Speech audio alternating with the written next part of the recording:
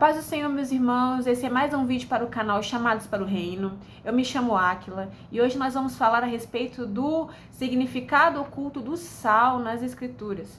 Vocês já ouviram falar que Jesus Cristo assemelhou os seus discípulos como o sal da terra? Jesus diz que todo aquele que ouve as suas palavras e os pratica, verdadeiramente o ama.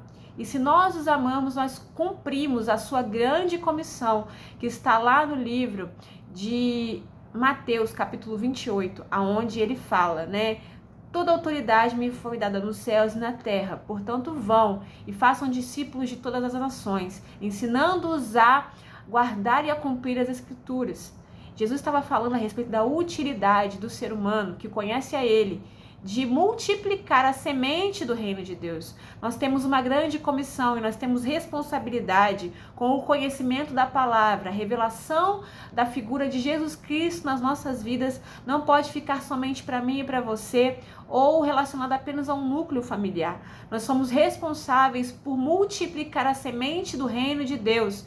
Jesus diz numa parábola que ele assemelha o reino de Deus como uma semente que foi lançada num solo e essa semente cresceu e frutificou. E aquela pessoa que lançou aquela semente não sabe como aquela semente se cresceu e se multiplicou e deu grandes frutos. Por quê? Porque a nós é dado, nós fomos incumbidos de lançar a semente, mas o crescimento quem dá é Deus. E os frutos quem dá é o Senhor Jesus, porque Ele é a videira verdadeira e nós somos os ramos, nós somos aqueles que somos responsáveis por dar os frutos, E a nossa vida, ela é vivida para ser o espelho da glória de Deus. Lá no livro de Mateus, capítulo 5, verso 13, Jesus diz assim: Vós sois o sal da terra, e se o sal for insípido, com que há de se salgar? Para nada mais presta, senão para ser lançado fora e ser pisado pelos homens. E olha só que interessante o que está escrito no livro de Levítico, capítulo 2, verso 13. O Senhor Deus deu a Moisés as instruções para as ofertas de manjares que eram feitas no templo de Israel, no templo de Moisés, aquele primeiro templo que Deus deu as instruções a ele no Monte Sinai. E está escrito assim no verso 13 do capítulo 2 de Levítico: Tempere com sal todas as suas ofertas de cereal. Não exclua de suas ofertas de cereal o sal da aliança do seu Deus. Acrescente sal a todas as suas ofertas. Nós vamos ver que na história da Israel antiga, na história do próprio Egito antigo, eles usavam e usam até hoje muita simbologia para tratar dos seus relacionamentos interpessoais e até mesmo com contratos, com negócios jurídicos, E o Senhor está falando aqui que o sal, quando ele era misturado com o cereal, ele representava a aliança de Deus para conosco. Jesus, quando ele fala que nós somos o sal da terra, ele está falando que por nós termos a aliança com Deus, nós devemos manifestar essa aliança através das nossas atitudes ao proclamar o evangelho do reino de Deus. Existia um costume, lá no Egito Antigo, que foi trazido também pela cultura hebraica, que chamava o contrato do sal, que é o Brit Melach, que quer dizer que quando dois homens queriam fazer um acordo entre si, eles andavam com um sactel, um saquinho de sal, e quando eles queriam fazer acordo, eles pegavam esse sal, colocavam numa tigela, eles misturavam esse sal, e como tudo antigamente era selado com refeição, era selado através de uma refeição, os povos antigos, até mesmo hoje no Oriente Médio, nós vemos que a refeição à mesa, ela é importante para as famílias, que toda pessoa que te convida, se você for no Oriente Médio, alguém te convidar para cear na casa dele, para tomar uma refeição na casa dele, ele quer dizer que ele quer ser seu amigo. Então, essa prática, de selar os acordos através da refeição, ela é muito antiga. Então, esse Brit Melach, que nada mais era do que era usado para selar um acordo. Então essas duas pessoas andavam com um saquinho de sal nos seus cintos, E aí quando eles iam fazer o acordo, eles pegavam uma tigela, colocavam o sal, pegavam um pão, uma carne, qualquer coisa que fosse comestível, passavam nesse sal e comiam.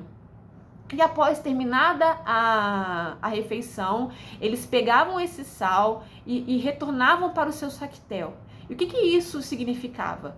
Que assim como é impossível um discernir qual é o grão de sal do outro, também seria impossível quebrar esse acordo.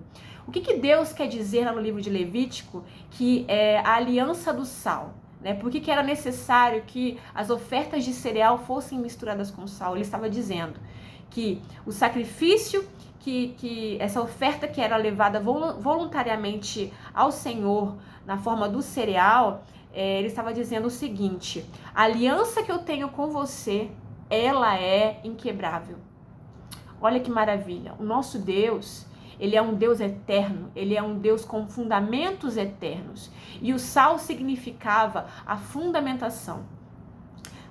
O sal ele tinha um significado de sustentação, de firmamento de acordo.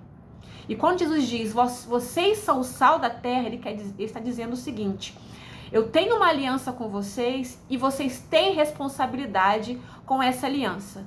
Assim como eu sou responsável por cuidar de vocês, por prosperar vocês, por fazer de vocês uma nação santa, um povo escolhido, um povo adquirido, para anunciar as grandezas daquele que vos chamou das trevas para a sua maravilhosa luz, vocês têm responsabilidade com essa informação do reino de Deus. E o que Jesus acrescenta? Se esse sal ele não tiver utilidade, ele só serve para ser pisado pelos homens. Por quê? Porque era uma prática lá nos tempos do templo de Herodes, né, quando a neve caía, o sal que não era usado mais para nada era lançado no solo, porque o sal ele tem umas propriedades minerais que ele faz em contato com a neve, ele dissolve a neve. E aquela lama misturada com sal, misturada com a neve, Jesus estava dizendo: aquele que entrou em contato com a minha glória, né, fez uma aliança comigo, mas ele não tem utilidade no reino de Deus, ele se torna aquela lama ali, ó, para ser pisada pelos homens. Então, nós temos que ter a responsabilidade e a ciência de que nós somos um povo santo, adquirido para anunciar as grandezas daquele que nos chamou das trevas para a sua maravilhosa luz. No livro de João, capítulo 17, você vê o coração de Jesus. Ele a todo momento ele ora ao Pai, intercedendo pela minha e pela tua vida. Porque a mesma comunhão que ele tinha com o Pai, ele queria que nós tivéssemos com o Pai também. Jesus é generoso. Então, ele espera que nós tenhamos esse coração também e não guardemos o evangelho da salvação somente para nós, para a nossa família, para os nossos filhos, para os nossos pais, mas que nós proclamemos esse evangelho a fim de que outras pessoas se salvem, não somente falando, mas resplandecendo a nossa luz, porque ele continua lá no livro de Mateus: vós sois a luz do mundo. Não se pode esconder uma cidade edificada sobre um monte, nem se acende a candeia e se coloca debaixo do alqueire, mas no velador, ou seja, no alto, e dá a luz a todos que estão na casa. Assim resplandeça a vossa luz diante dos homens, para que vejam as vossas boas obras e glorifiquem ao vosso Pai que está nos céus. Nós temos responsabilidade com esse evangelho do reino. E nós temos essa aliança representada pelo sal no livro de Levítico. Nós temos responsabilidade por estarmos fazendo parte do reino de Deus. E o Senhor Deus, ele é um Deus generoso. E nenhum trabalho que nós fazemos no reino de Deus será lançado fora. Jesus diz que qualquer um que oferecesse um copo de água a um destes pequeninos dele, receberá um galardão nos céus. Então, que eu e você possamos nos esforçar para proclamar as boas novas do Evangelho, porque certamente o Senhor tem um galardão preparado para mim e para você, que transcende essa vida terrena. O apóstolo Paulo diz que aquele que espera em vida, somente em vida, receber o seu galardão é pobre e miserável. Sabe por quê? Porque o galardão da eternidade, ele é muito maior do que qualquer prosperidade terrena. Se você gostou desse vídeo, eu vou pedir para você compartilhar, para você curtir e se inscrever aqui no canal. E que você possa entender que você tem uma aliança com Deus. E essa aliança te traz a responsabilidade de ser sal e de fazer a diferença no meio da tua parentela, no meio das pessoas que você conhece, das pessoas que você não conhece, porque pregar o evangelho a tempo e a fora de tempo é ofício da igreja de cumprir a grande comissão que está lá no livro de Mateus, capítulo 28, amém? Até a próxima.